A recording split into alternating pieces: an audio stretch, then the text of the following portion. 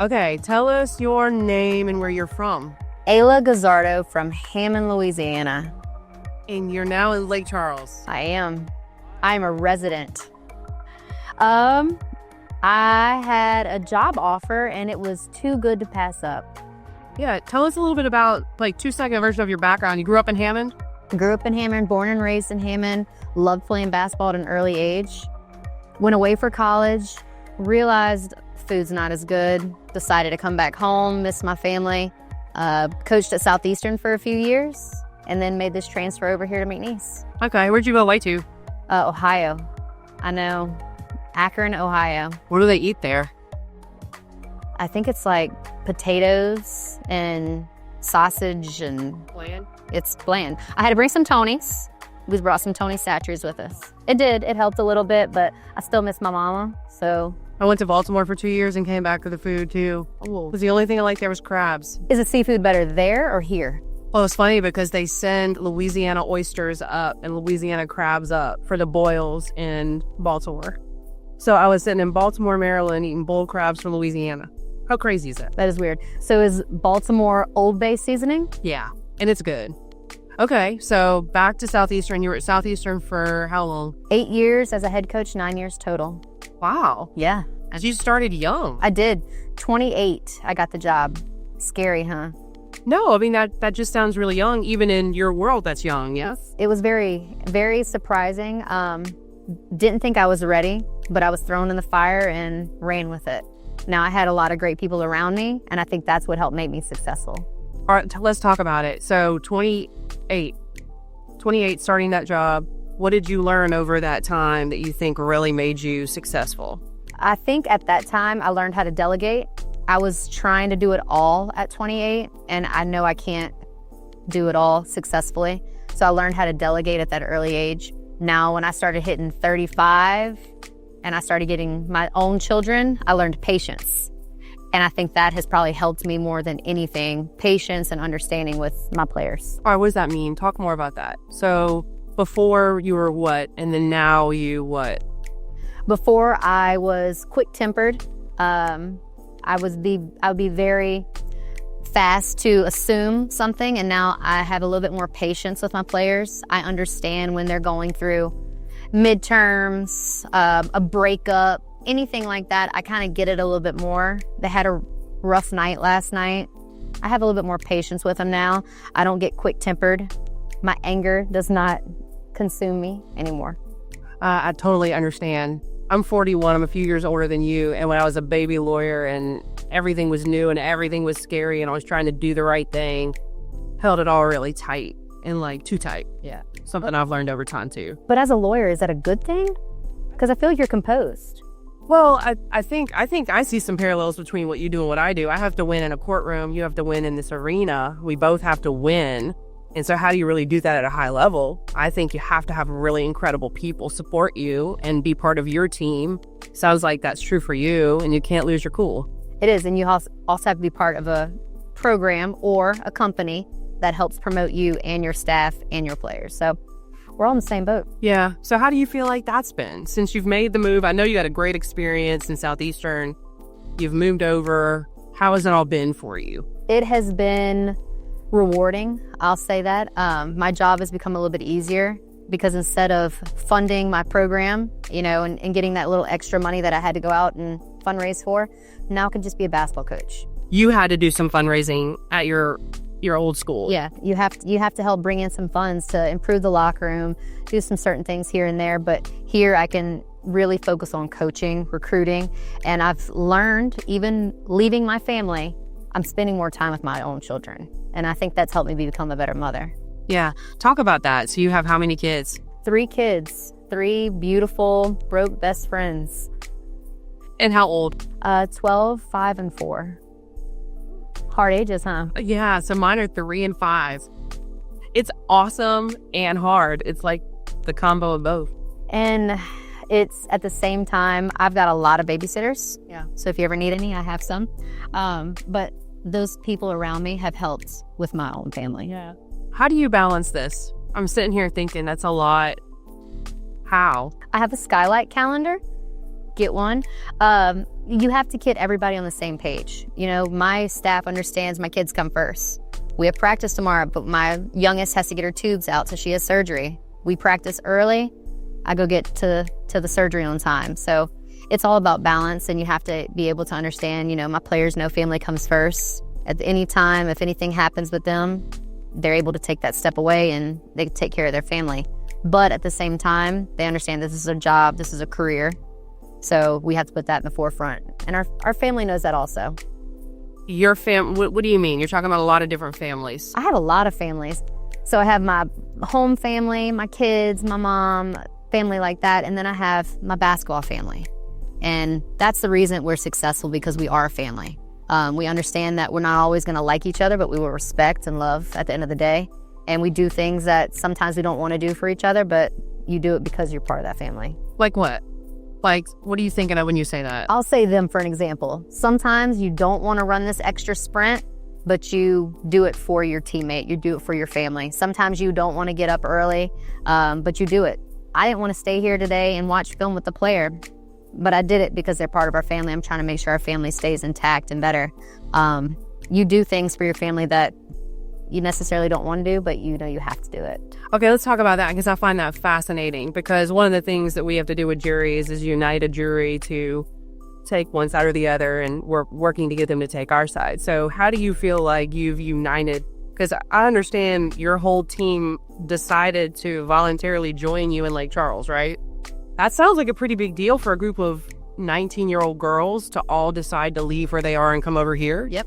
And I do what you do. I get a group of people who know nothing about each other, but they have one common goal, is to get to their conviction, right? Or anything. We're trying to get to a championship. So I'm trying to bring them all together and make sure they understand what we have to accomplish. All right, how do you do it though? Because you got 19-year-old girls. How? It's easy when you have a place that is like this. I told them, they saw the vision.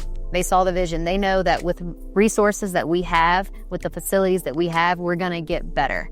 I gave them a facility that is top tier. They know that they have extra practice courts, so they're going to be able to get the work in outside of practice. Yeah, but that's not really it, because you came from a facility that didn't necessarily have all that. Exactly. So I'm giving them, but we were successful at a place that we didn't have those resources. Now I'm bringing them to a place that has those resources. Imagine what we can do with resources. Yeah, that makes sense. So you have more to give now, more to use, more to... But before you had it all, there's some core thing that must have united that group. What? It goes back to the people. You have the people.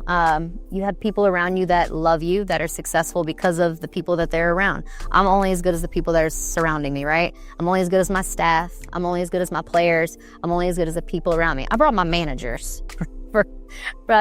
They are great people, and they know what it takes to be successful. My manager stocked the fridge this morning, stocked the snacks, because she knows that in the mornings, we practice early in the mornings. They don't eat.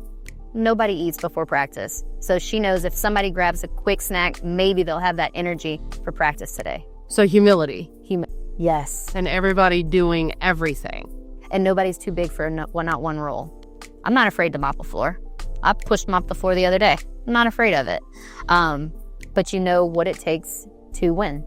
Yeah, I find team building in any context to be fascinating, especially when the goal is to win against a very qualified opponent. Yeah. I think that's always such an interesting thing. With a family, you don't have to do much team bonding, because we do it every day. And, we go get lunch, we go get breakfast together. We have a big group going to Seafood Palace this weekend and just eating.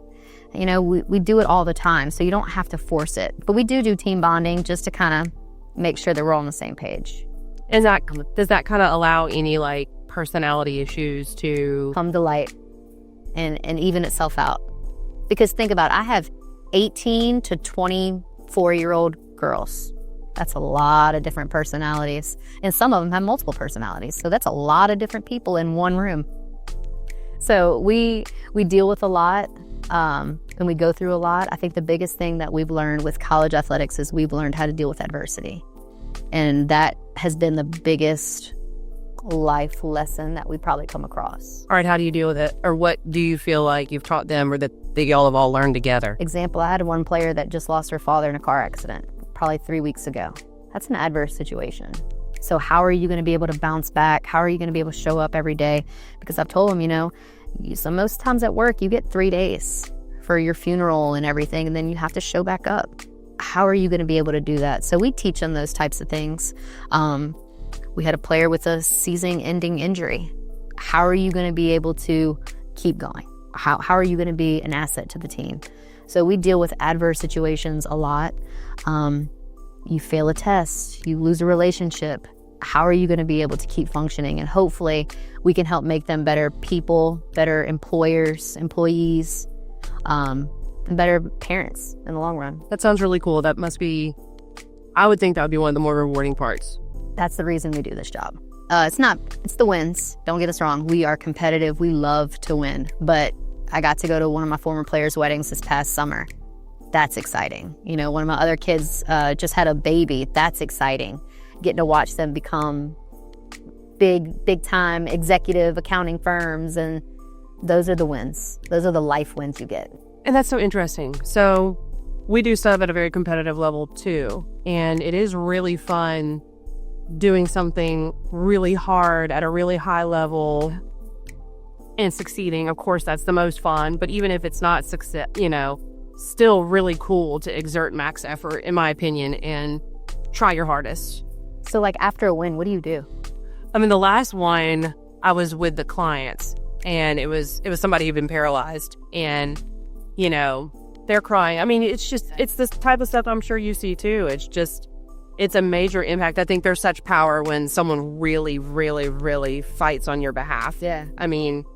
And I guess in a teammate context, that's probably true. It's the same thing. We've had players that are break down and crying after a championship on this court. That's fun to see because it's like they've given everything and they're so thankful for just that win. And I'm just smiling because I'm just so happy for everybody around me. So it's similar. So what do you see your goal here to be? Talk to me about how you see your legacy here. Yeah, my goal is to change this program around. They finished 10th last year. That's tough to swallow. I've been a 10th place team before. It doesn't feel good. You're not happy after those losses. My goal is to change this program and do a championship team, championship caliber on a year-to-year basis. However long I'm here, this job, you move, you pick up, you go. I didn't expect to be in Hammond for 9 years, but, if I'm in Lake Charles, I don't think it's a pretty bad place to be. But, our goal is to turn this program around and to get it the right way, because I think the place is beneficial. I think you have all the tools, the resources to be successful. Now we just got to be able to put some people in the seats and give them something to cheer about. And I guess that's what I'm sitting here thinking, listening to you talk. I saw a podcast or something with a guy who owns Raising Cane's. I don't even remember his name, but that super billionaire guy. And his thing was so interesting because he talked first about the quality of the chicken. And the quality being the thing that can never be sacrificed, quality first always. And so I'm thinking as I listen to you talk, that first, and then offshoots, all these life lessons, helping these people get set up in life to be successful. Because let's not get it twisted. I have to win to keep my job. That's good. That's why we're in this profession. And as a female, you have to do certain things and you have a lot of hats that you wear, but I have to win to keep this job. I have to win to keep the food on the table for my kids. I know that.